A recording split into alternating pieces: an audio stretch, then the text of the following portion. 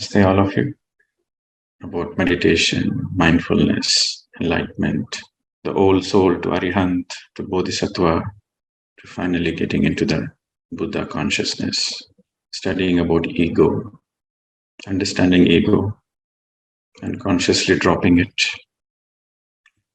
and understanding how important it is to be authentic. Trikarana Shuddhi. And the energy which stops us is the fear energy. So we understood all the aspects of the fear. What is the cause of the fear? How to deal with it? And then thought power, Sankalpa Shakti, and manifestation, and how to be careful that you don't waste your energy manifesting things which are materialistic, but rather we use that Sankalpa Shakti towards our self-realization, towards our enlightenment. And finally, we have come to the topic of Dharma.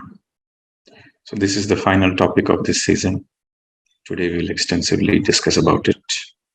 So Self-Transformation Season 2 will conclude with Dharma. And tomorrow and day after, the last 2 days, we will integrate. We will fine-tune our understanding. We will share our experiences. We will listen to others' experiences and have a greater depth of understanding. So today, let us continue to understand in detail about Dharma. Yesterday we discussed Dharma simply means duty. What to do, what not to do. How to do, how not to do. When to do, when not to do. So it's a very complex word. The word Dharma is very complex. Truth is relatively easier to understand. But Dharma is little complex.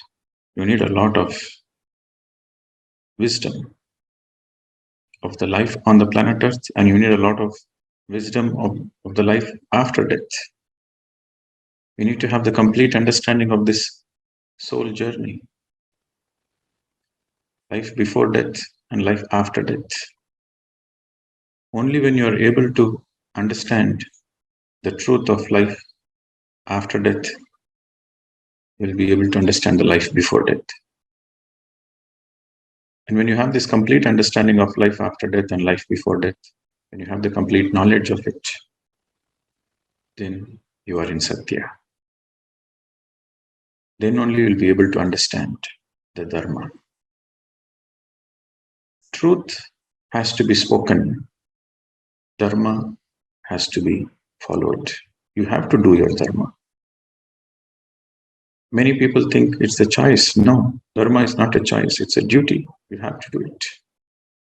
Always, truth has to be spoken and Dharma has to be executed. So it's so complex, and it depends on the age of the soul and the age of the body. For a young soul, the Dharma is different. For a baby soul, the Dharma is different. For a mature soul, the Dharma is different. For an enlightened person, the Dharma is different. And again, when it relates to the age of the body, if he is a child, then the Dharma is to play. And as the child is growing up, as a student, he goes to school, the duty is to learn. The first 20 years has to spend towards learning all the aspects of life, learning all the skills.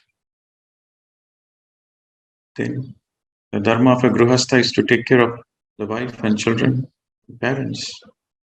So according to the age, the Dharma changes according to the age of the soul and according to the age of the body and the type of the body. For a male, the Dharma is different.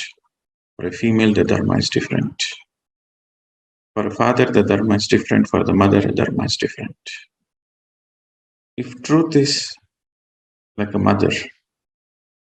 Dharma is the child. The Dharma is born out of the truth. The relationship between truth and Dharma is the relationship of a mother and child. Without truth, there is no Dharma. Without mother, there cannot be a child. The duty of a mother is to take care of the child. Again, when to do meditation, when to take care of your physical needs. Again, that is Dharma. When you are finished with all the physical works, materialistic things, you are taking care of the family, you finished your cooking, you prepared food, you fed the baby, and the baby is sleeping, then you have to do meditation. If you are having some pending work in the physical life, then you sitting in meditation is not Dharma, it's adharma. So it's very complicated. The mother cannot do meditation when the child needs the mother. That is adharma. The mother can sit in meditation when the child is either sleeping or when the child is grown up. So the mother's dharma is to give all the attention to the child. See, when to do meditation, when not to do meditation. When to do your physical activities, when not to do your physical activities. Everything is dharma. So dharma relates to both physical and spiritual life. If you have to go to job, you have to go to job. If it is time to go to job, you have to go to job. You have to earn money. You have to take care of your body. You have to feed yourself. You have to feed your family. And then when you come back from the work, then you sit in meditation, you read books. When to do what? How to do what? Everything is dharma. So it's not so easy and straightforward. You need a lot of awareness. You need a lot of clarity in life. The most fundamental aspect you have to understand is Dharmo rakshathi rakshithaha.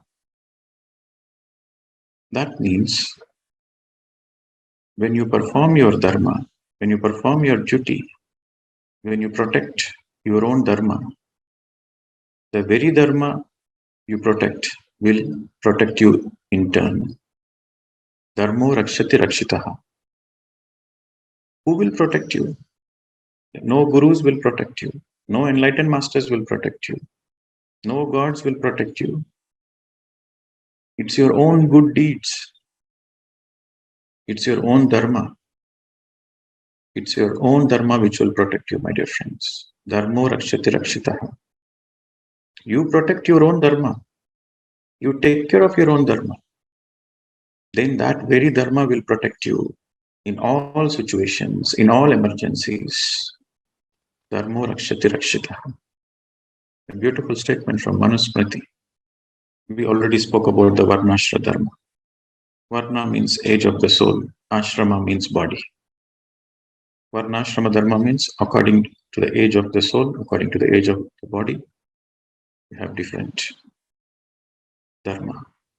It's a beautiful subject when you understand it, when you're able to live it. Then there is only celebration in life. Dharma simply means righteousness. Righteousness. It's your duty, it's your righteousness. The statement of Jesus Christ, seek ye the kingdom of God and his righteousness first, and all else will add unto it. You do your righteousness. You seek the kingdom of God first. Seeking the kingdom of God is you are in the truth. You are in Satya. So when you seek the kingdom of God and his righteousness, righteousness means that's your duty you have to do. And then all else will add unto it. Whatever you want in life, you get it. What you deserve, you will get it for sure. Dharmo rakshati rakshitaha. When you do your dharma, that very Dharma will take care of you. What you deserve, you will get it at any cost. What you don't deserve, you will never get it in the first place. So how deserving we are depends on our Dharma. A person who understands the truth is a Rishi. A person who understands the Dharma is a Rajarshi or Maharshi. A person who executes the Dharma is a Brahmarshi. A person who is aware of the truth, who is living in the truth, who is aware of the Dharma, and who is performing Dharma every single moment is a Brahmarshi, enlightened, infinite, because of his moment-to-moment awareness. He is aware, he is enlightened, he is moment-to-moment aware. He perfectly knows his Dharma, he perfectly knows what duty he has to do. And he performs his duty without fail. Then he is a Brahmarshi. When you are in alignment with the laws of the nature, when you perform your duty and it is aligned with the laws of the nature, then you are performing your Dharma. Then you are at peace. There is a lot of ananda, joy, celebration, bhoga. The whole nature, the whole creation is perfectly doing their duty. Nature is perfect. The plants are doing their duty. The mineral kingdom is performing their duty. The birds, the honeybees, animals, everything, everybody are doing their duty. They are contributing towards the nature. As a humans, as an evolved, you see, in the evolution, first is the mineral kingdom, next comes the plant kingdom. Then further graduation is the animal, and further is human, and then the further graduation is divine human. Everybody is performing their jobs, their duty. The angels are performing their duty. The archangels are performing their duty. The higher world masters are doing their duty. The Saptarishis are doing their duty. The cosmic governance, what we call it as Dharma Devata.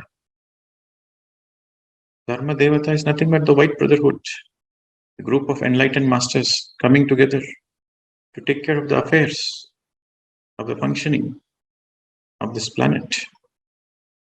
Saptarishis, the cosmic government, they are doing their duty. They are perfectly doing their duty. So when we do our Dharma, when we do our duty, then we become aligned to the laws of the nature. And when we are in alignment with the laws of the nature, then there is Shanti, there is peace, and there is joy. Now this Dharma is very interesting, very complex. When to speak, when not to speak. How to speak, how not to speak. How much to speak. For example, if the husband and wife is fighting, you don't interfere. You don't interfere in any husband-wife affairs. Because they will fight in the morning and they will become one in the night. Or vice versa. They will fight in the night, the next day morning, they'll be together. So you cannot interfere. When to speak, how much to speak. Is it your Dharma to open your mouth? Then only we should open the mouth. If not, we should keep quiet. Whatever might be the situation. If it is not our Dharma to open the mouth, we should never open the mouth. Or if it is our Dharma to speak only one sentence, we should only speak one sentence, not a single word extra. You see how complicated it is. You need a lot of awareness. So unless you are meditating, then you are not in the path of truth. Then there is no Gyan. So then you are not in Dharma. That means you are by default in Adharma. So that's why we started this season with meditation, understanding the science of meditation, mindfulness, and silence.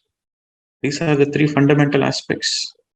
But the more you do meditation, the more you practice mindfulness, the more you practice mauna, the more you will be aware of your dharma, what to do, what not to do, when to open your mouth, when not to open the mouth, what work to do, what work you should not do. So these three things becomes very essential to follow your dharma. And again, dharma is again in three types.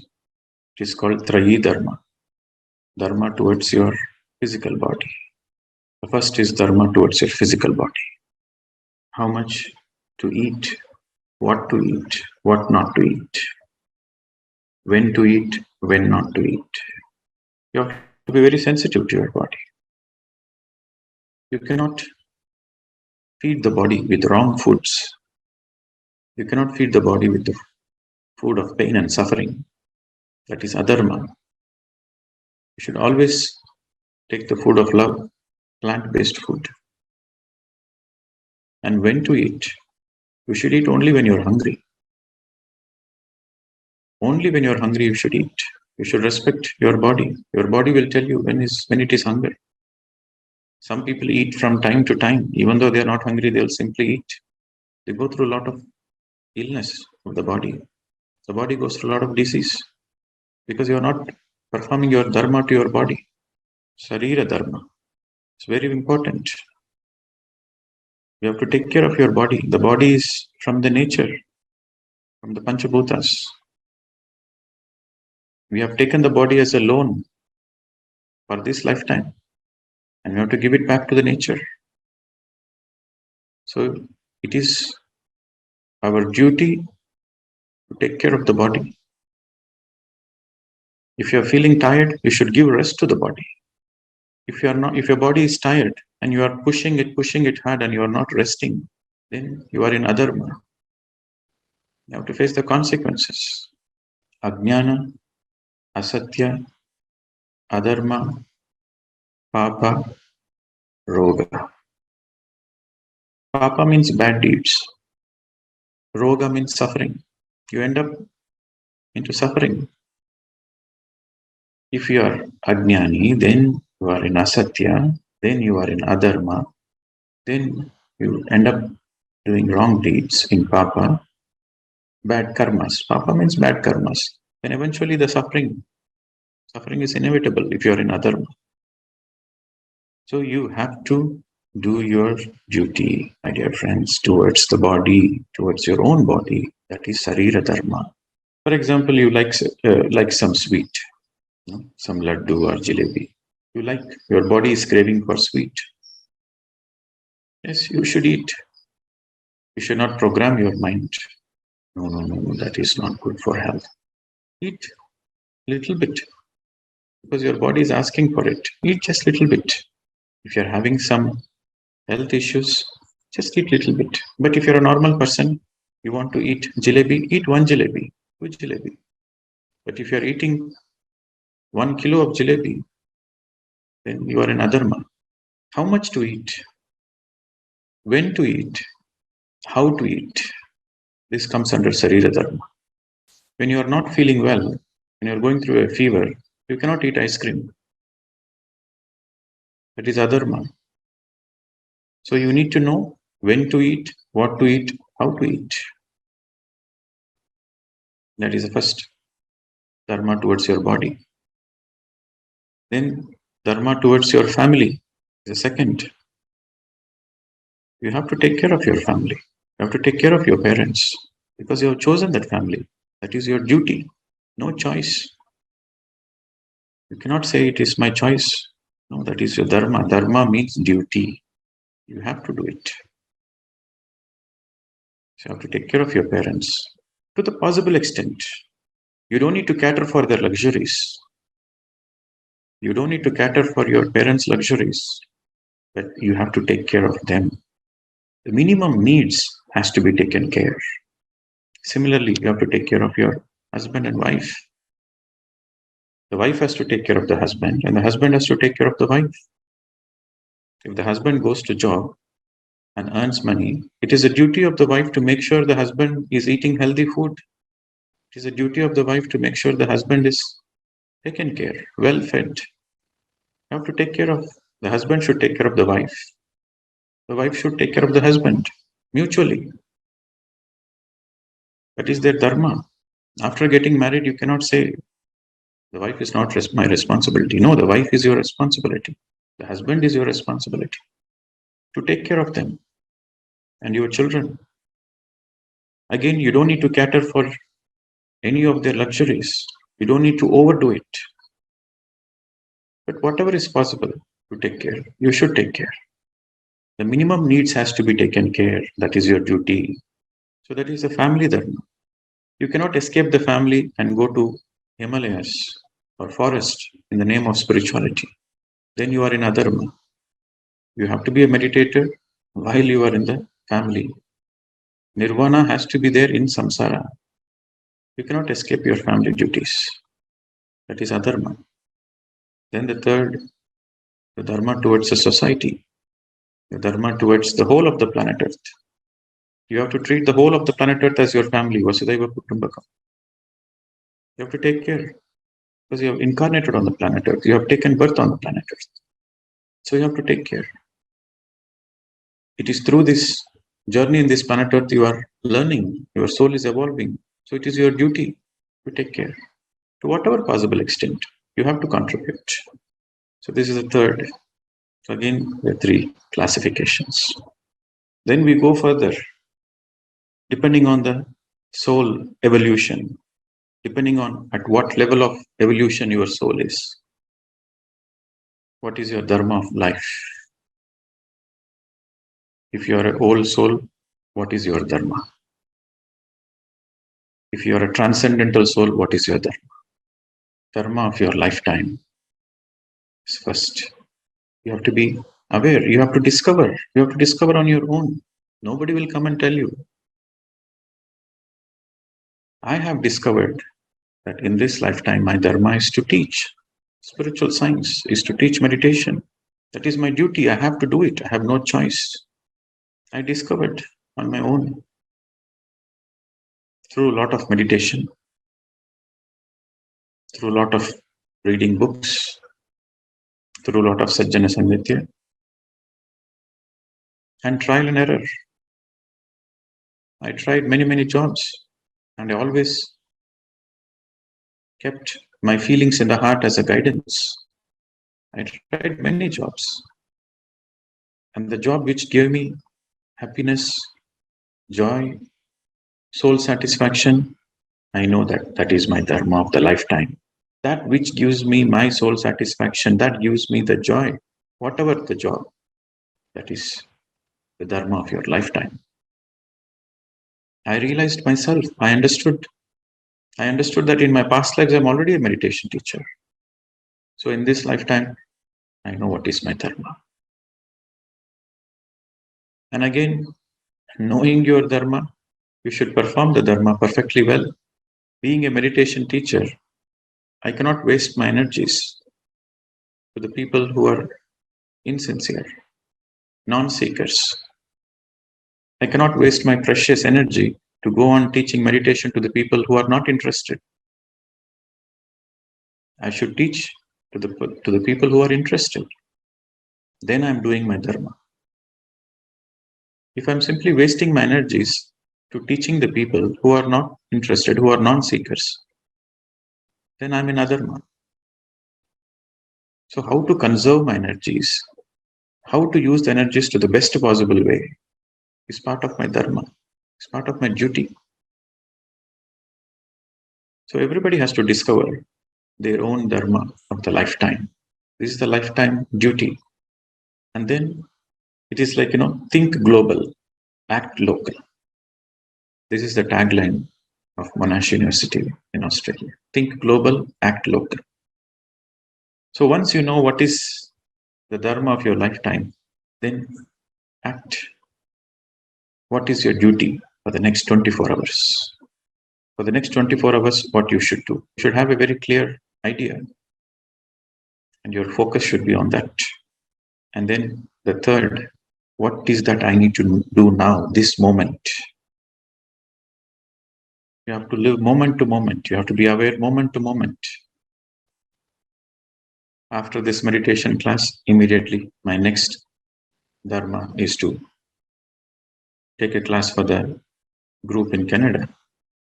Then immediately my Dharma is to go and have breakfast, to eat. So moment to moment, I have to be aware of my Dharma. So first is Dharma of your lifetime. The second is what is that you need to do for the next 24 hours. The third is what you need to do now, this moment. And again, to understand a little more further, let us see the bigger picture, why the soul comes. Let us go to the incarnation cycle. The soul is in the higher worlds, in Swargaloka. Swargaloka means the world, it's a higher worlds where there is a lot of joy and celebration. So why does the soul incarnate on the planet Earth? The soul incarnates on the planet Earth to gather punya. Because the more punya you have, the more you can celebrate there. Punya is a permanent currency. Punya is the currency of the higher worlds. While money is the currency of the planet Earth, punya is the currency of the higher worlds. The more punya you have, the more you can celebrate the higher worlds. We belong there. We belong to the higher worlds. We don't belong to the earth. We are here on the planet Earth temporary. That is the truth we all have to remember. Every day we have to remember that I am temporary here. Earth is not my permanent place. Anytime, when the time comes, I have to go back home. Then why I have come to Earth? To gather punya. It is like you go to work, you go to the office or you go to factory, you work for 8 hours. The very purpose you are going to the factory is to earn money. You're working hard, 8 hours, 10 hours, so that you can earn money. And with that money, you take care of your family, you feed your family, you enjoy with your family. So the primary purpose of going to work is to enjoy your life, is to enjoy your family and friends.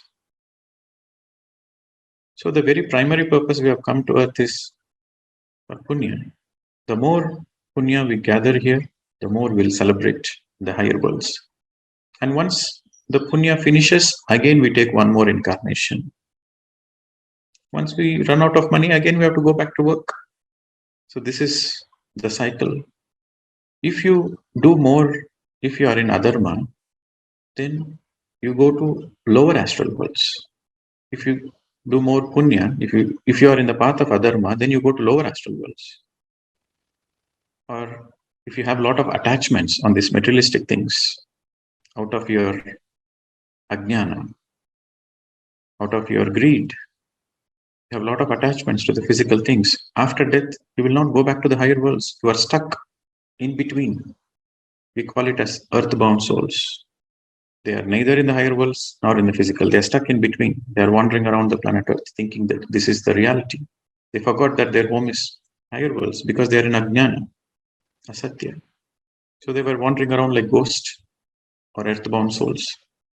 So the more you are in Dharma, the more you know that, yes, I've finished my duty and now let's go back home. So we'll happily straight go to higher worlds. You are nowhere stuck in between. The people who are in adharma, they go to lower astral worlds. The people who are in dharma, they go to higher worlds, Swargalokas. So again, then you might ask the question, so if this life times continues, again and again birth, again and again death, yes, punarapi jananam, punarapi maranam. This keeps on going until you gather the wisdom, until you live the truth, until you understand the bigger picture of life and life after death. Then when you understand the truth, when you are living your dharma, when you're aware moment to moment and you're perfected in your duties, then that becomes the final lifetime. So then there is no compulsion for you to come. So it is very important to understand what is my duty. Again, it is individual. Everybody's dharma is unique. For example, the dharma of a person who is a mature soul, he will just do good things on the materialistic level, on the physical level. He will build hospitals, he will build schools, he will feed food for the needy people. So all his service he will do will be which caters to the physical needs. But for a dharma of a bodhisattva is not to cater for the physical needs, but to cater for the spiritual growth. So he becomes a spiritual teacher and he will do the service of spirituality, teach meditation, teach spiritual science, serve those people so that spiritually they are uplifted. So the dharma of a transcendental soul, a bodhisattva, is to do service in the field of spirituality, impart knowledge, teach the truth so that the student comes out of darkness. The dharma of the spiritual teacher is to dispel the darkness of the student. And many people, they think, oh, okay, I'm earning money, right? I'm taking care of myself, I'm taking care of my family. So I'm saving money for my family, for the future. That's it. I'm doing my dharma. No, you have to contribute. Dhaname dharmamo means the more, whatever you have, whatever the excess you have to share it with others. Whatever the excess resources you have to share it with others. The more you do dana, the more you are in dharma. Dana leads to dharma. And when you are in dharma, then you get punya. So there is no choice there. You have to do it.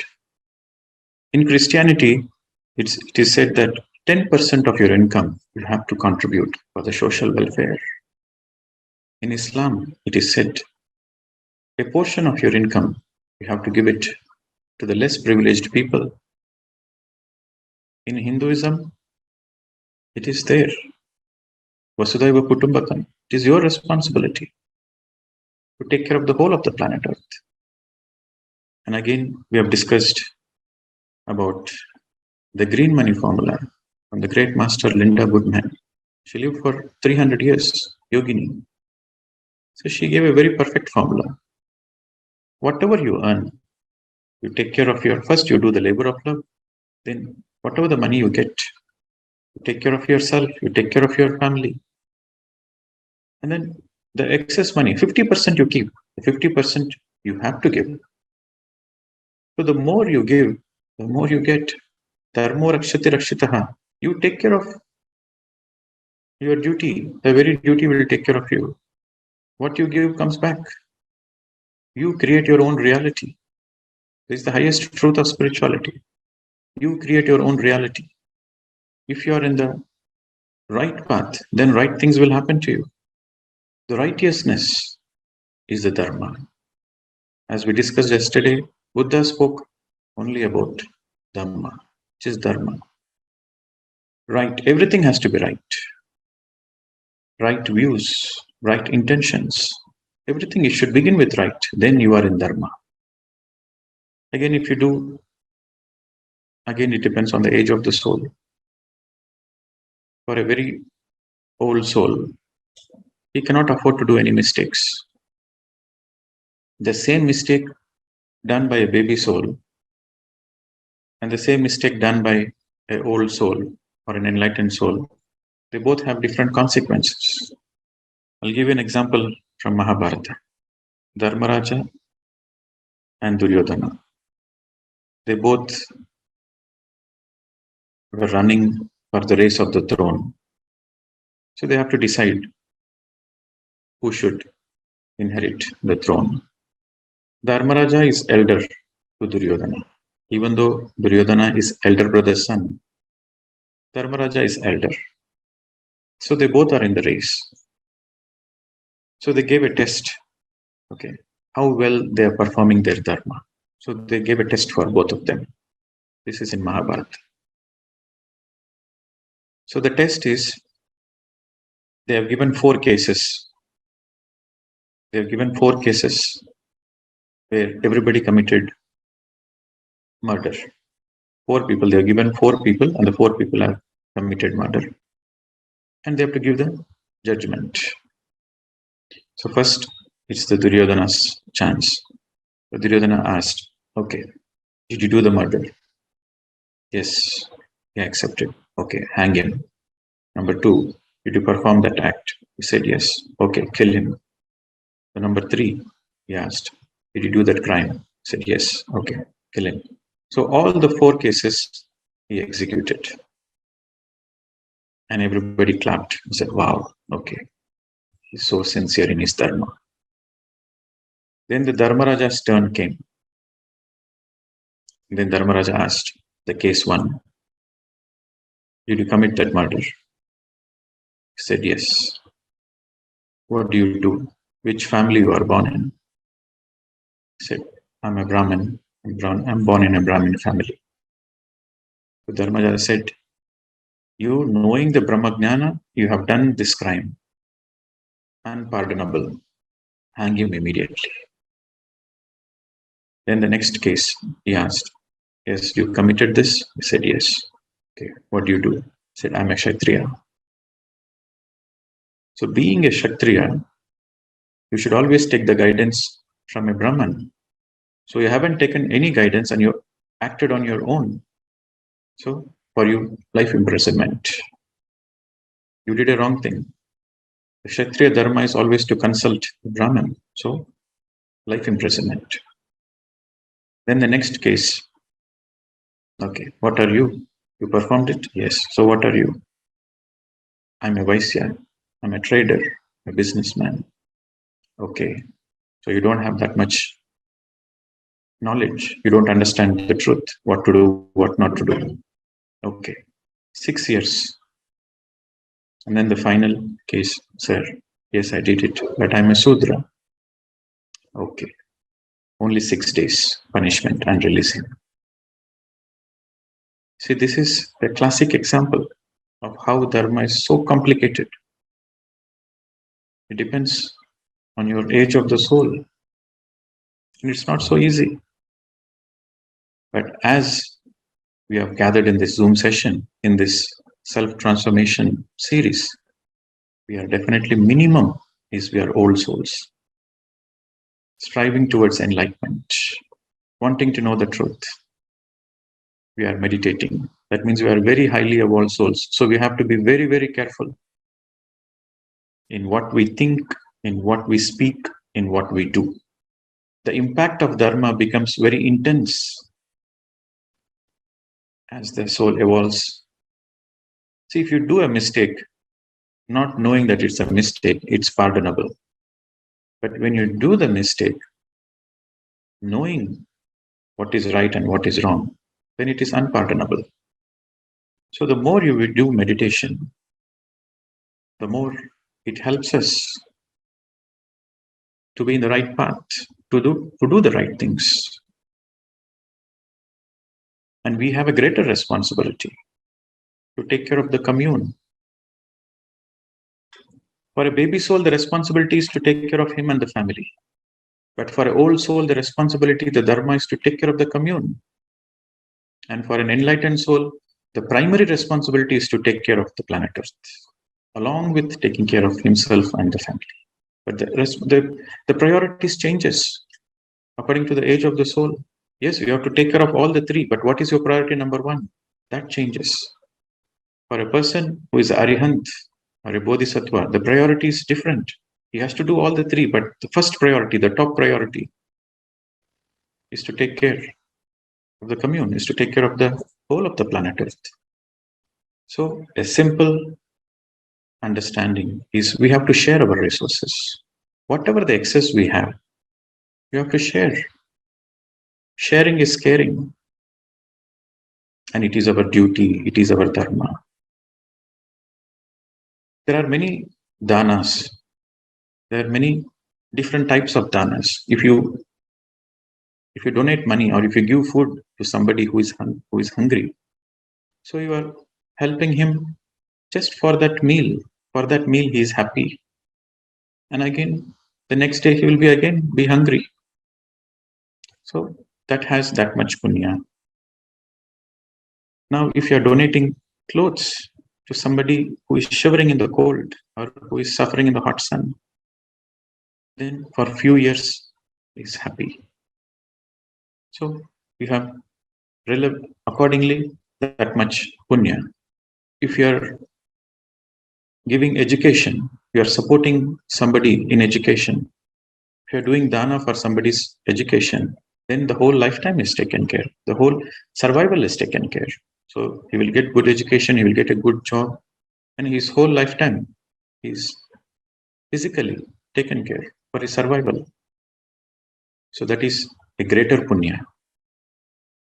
You donate for education, that is a greater punya. If you donate for dhyana, you support spiritual organizations, then that support helps somebody get enlightened. You support somebody who is teaching meditation. You can support somebody who is teaching meditation, or you can support an organization who is taking the responsibility of spreading meditation, teaching meditation. So that support has the highest punya, where a person is come out of the darkness. So for lifetimes he is taken care. You are helping somebody for lifetimes together to come out of ignorance, to come out of the darkness. So that is the greatest dana. Dana for dhyana. Dana means giving, donating. For dhyana, for spirituality, for meditation is the highest dharma. And that dharma is punya. It's a very interesting subject, very complicated subject. First, you have to know the truth. When you know the truth, you are a rishi. Then you have to know what is dharma, what is adharma. Then you are a maharshi. Then when you live your truth, when you live your dharma, moment to moment, you are a brahmarshi. That becomes your final lifetime. Until then, you are taking the bag of papa and punya. We'll take two bags. How much papa you have done, how much punya you have done. And in the final lifetimes, you take the bag of jnana. So you go to higher worlds. You become a co-creator. The final lifetimes, with the complete understanding of life before death, life after death, and you have lived your life. You have lived your life to the fullest. You have lived your life doing all your dharma, your duties. So that becomes your final lifetime. So now you can understand the very essential nature or the need of the hour for all the old souls is meditation, mindfulness, and practicing of silence. And to be in the path of ahimsa, ahimsa paramo dharma, non-violence, non-killing, non-interference. So ahimsa paramo dharma, dharmo rakshathi rakshithaha. And the final definition, dharma is something which helps your evolution, which helps your pragati, which helps your progress in this lifetime and also life after death.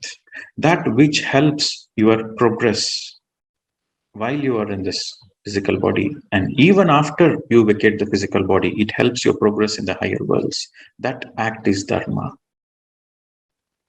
So dharma is something which helps your pragati. Pragati means progress, which helps your progress while you are in the physical body. And also it helps your progress in the higher worlds, in the astral worlds, in the mental worlds. And finally, which that leads to liberation, mukti. That act which leads to liberation and mukti is dharma. So when you are meditating, you are helping yourself in this lifetime And you're also helping yourself in the higher lifetimes, in the higher worlds. And you are helping yourself to liberation from suffering, liberation from all the attachments. Mukti. Mukti means freedom, liberation from all the suffering. So that is Dharma. So when you're practicing meditation, when you're practicing mindfulness, when you're practicing mauna, and when you're donating for a good cause, you are helping yourself in this lifetime and also in the higher worlds. That is Dharma. You see, we have seen so much, we understood so much about Dharma in detail. We have went through all the fine details of Dharma. Now, knowing this, it is our Dharma to practice it. We will continue again tomorrow, day after. We will try to integrate it more. I have done my Dharma. Now it's up to you to do your Dharma. Thank you very much. Namaste to all of you.